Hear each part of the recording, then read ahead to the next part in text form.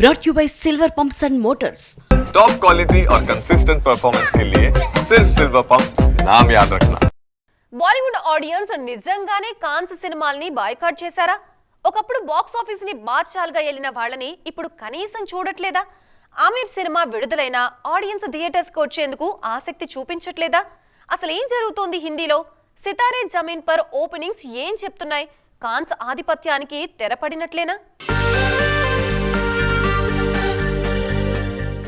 North audience south సినిమాలు మాత్రమే చూడాలని గట్టిగా ఫిక్స్ అయినట్లున్నారు.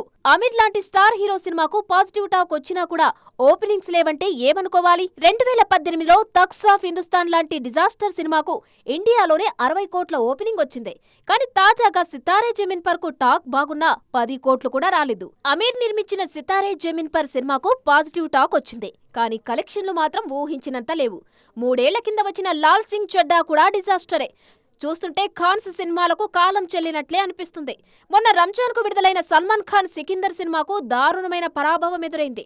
కనీసం 100 కోట్లు వసూలు చేయలేకపోయింది సికిందర్. ఖాన్స్ త్రయంలో షారుఖ్ ఒక్కడే కాస్త సేఫ్ జోన్ లో ఉన్నారు. పఠాన్, జవాన్ సినిమాలతో 1000 కోట్లు కొట్టాక డంకీతో కింగ్ ఖాన్ కు షాక్ తప్పలేదు. రాజ్ కుమార్ హిరానీ లాంటి దర్శకుడు నుంచి వచ్చిన డంకీకి ఊహించినంత కలెక్షన్స్ రాలేదు. ఒకప్పుడు బాక్సాఫీస్ ను ఏలిన ఖాన్స్ త్రయానికి ఇప్పుడైతే కష్టకాలం నడుస్తుంది. మరి మళ్లీ వీళ్ళు ఒకప్పట్ల రూల్ చేస్తారా అంటే అనుమానమే.